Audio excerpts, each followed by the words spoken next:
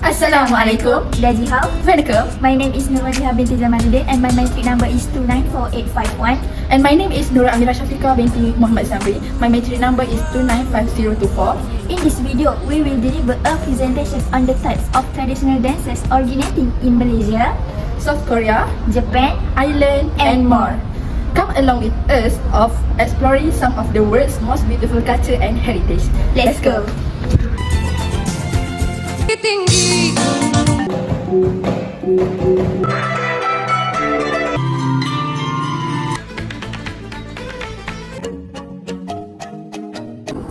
Okay, you guys must be eager to learn about the traditional dance of the nation we have mentioned. Let us begin with a dance from our own country, which is already well known for the Zapin dance. Tarian Zapin is a dance from that began with the Zapin Melayu Johor, a hybrid dance that adapted elements from the Zapin music of the Hadrami Arabs and local indigenous people. The marriage of these two traditions was brought about when the Hadrami Arabs began migrating from Hadramaut, Yemen, settling in Southeast Asia. Officially, Zapin Melayu Johor is performed at weddings. Unofficially, Zapin is performed in villages and towns in Johor as a way for local communities to get together and share in good spirits.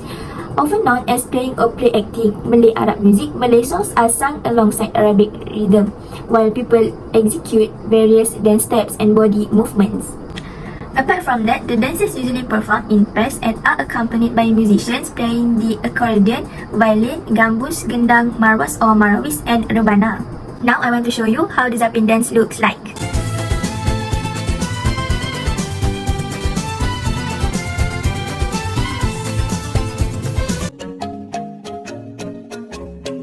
Okay, next, we will still in Malaysia but in Sabah. What is Sabah National Dance? Sabah's national dance is known as Sumazau. The Kadazan and Dusun for Kadazan Dusun people, Sabah largest indigenous community, are the originators of this traditional dance. The dancers stretch their arms out to the side and swing them up and down like bird wings to resemble an eagle in flight. Sumazau is typically danced by male and female partners in groups of pairs to the beat of gong and a drum.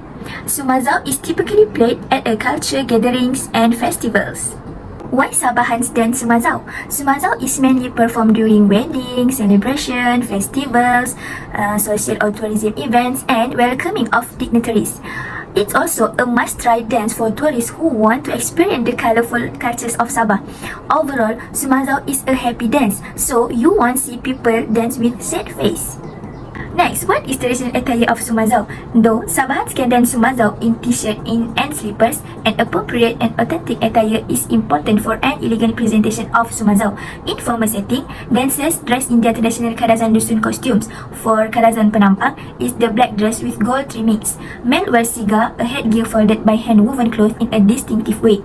Female wears silver belts named himpogot and brass belts named tangkong over their waist and hip, and they dance with barefoot. Everything looks like the old days.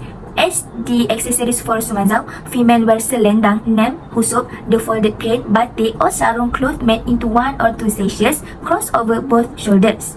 Husup can be any color, but red and yellow are the popular choices. All female dancers wear the same color of selendang in a dance, but bride can be different just to be special. Men dancers have a bunch of dried and curly fan, the koala palm or sago, hisat or silat, leaves hanging by their side like pom-pom. It's called sandangon or sandangon, which is believed to possess talismanic powers to ward off evil spirit and spells. It's called sandangon or sandangon, which is believed to possess talismanic powers to ward off evil spirit and spells. Okay, now everyone must want to know how this dance moves. Let me explain. Sumazau consists of two basic dance moves. In the first move usually starts in the beginning. The dancer steps from side to side, shifting weight from one foot to another, while gently swinging the arms at the sides to the beats of the gongs. In the second move, the dancer lift the heels slightly with both arms raised slowly and stretched out slightly lower than shoulders, with hands swinging gracefully up and down to simulate flapping wings. While moving, dancers bounce and heave their body gently by bending the knee and pumping the heels like a spring in a simple 1-2 up-down rhythmic movement. Just watch the video below and you will get the idea. During the dance, Sumazau dances do different formations such as circle, double row, split, and regroup, and changing partners. They always dance in pairs and there is no limit on group size. In fact, the more the merrier. Throughout the dance, you would hear spontaneous outbursts of the Spanky's loud cry from time to time. It's a show of energy and also serves as a signal to change formation. The rhythm of Sumazau movement is from the music and beats. From Sompogo Gungan, the musical ensemble comprised of 6 hanging gongs and a gandang. Okay, that's all for Sumazau. Tinggi-tinggi gunung Kinabalu, tinggi lagi sayang sama kamu, biru-biru. Let's move to the dances of Sarawak. The diversity in the traditional dance of Sarawak is a result of having people from so many different cultural backgrounds living harmoniously, proudly calling themselves Sarawakians. These visit Sarawak come and be fully immersed in the cultural dances of Sarawak. Among the most famous cultural dances are the Ngajat of the Iban Folk, the Hornbill dance of the Kenyah tribe, the Eagle dance of the Melayu, and the traditional Belanau dance known as Aluan. First and foremost, I will tell you about Ngajat. The origins of the Ngajat Iban Folk dance can be traced back as far back as the 16th century. It is an integral part of the cultural identity and folklore of the Iban tribe of Sarawak. It was originally performed as a celebratory ritual to welcome a warrior's return from battle. Today, it's still performed during Kawai Dayak as thanksgiving for the bountiful harvest or as celebratory welcome to visitors to the longhouse. Audience would be greeted with female dancers adorned with elaborate headdress and dressed with intricate woman motif.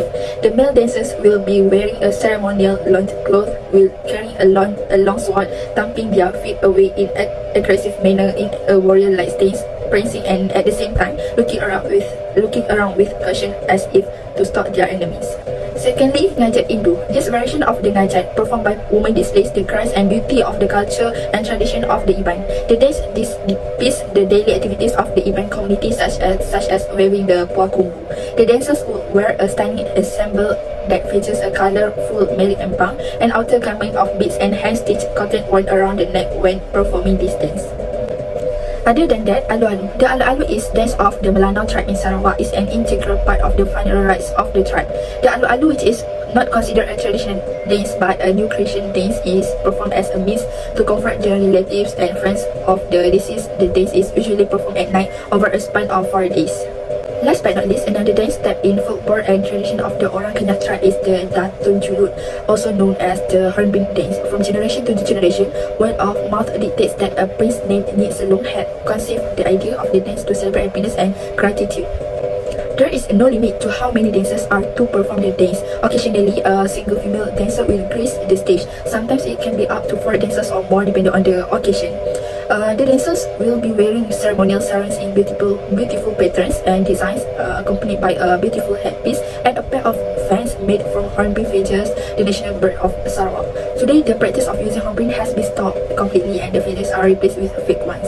The dance includes gentle flicks of the waist, is a slow and graceful up and down motion accompanied by the fans. The dance pays homage to the graceful flight movements of the majestic bird. It is always accompanied by the beautiful sounds of the beats of the seed, traditional lute instrument that produce soothing and melodious sound, perfect combination.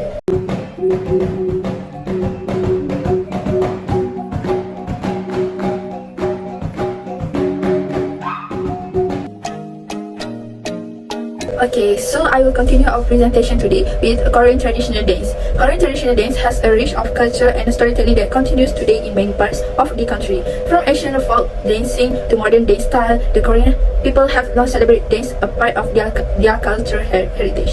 Next, I will tell you guys about the history of traditional dance Korea, which is the earliest use of dance in Korea began about 5,000 years ago with shamanistic rituals. Shamanism incorporates the belief and practice of the indigenous people in Korea, and both religious views and dance style were unique to each village in these early years. Usually, each region will have its own local gods, and the shamans work as part of funeral service to guide spirits into heaven. Movement of storytelling. The majority of Korean dance that are considered to be traditional include some sort of storyline representing the Korean life. For example, in the ghost dance, the dancer unites with a dead spouse and then experience grief and loss through the second goodbye. In contrast, the Greek drum dance features a larger than life drum that is often bigger than the dancer. The drum represents temptation of a pure religious figure such as Korean monk, and eventually he gives into the desire of the drum beat. The storytelling aspect remains stronger than ever, and top dancers in Korea are now given the obligation to teach the traditional dance to younger students. Storytelling dance that endure today include fluttering butterfly wings dance, pony dance, and dance the spirit nightingale.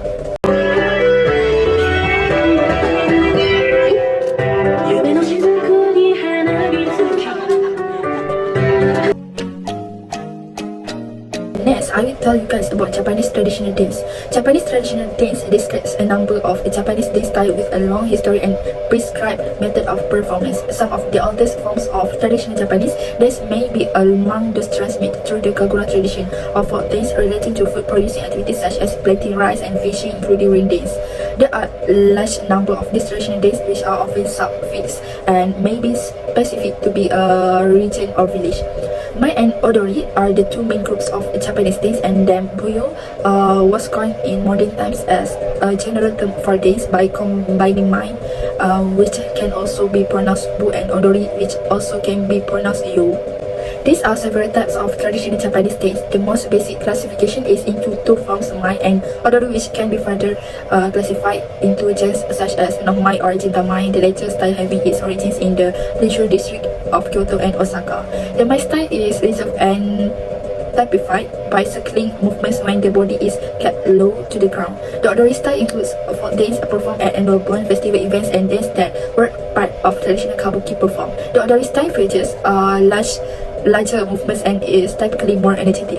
Traditional dance form is the present day have also been influenced by Western dance forms like ballet, which were introduced to Japan during the Meiji Restoration in Sagi Museum. The Heron Maiden, the dancer's role is the spirit of the heron. In classical versions, the spirit assumes a handsome, strong pose at the end of the dance. However, this classical ending was already in later versions, heavily from Anna Pavlova's perform of the dying swan. So the spirit gradually become lifeless, ultimately sinking to the floor. Okay, so that's all from me.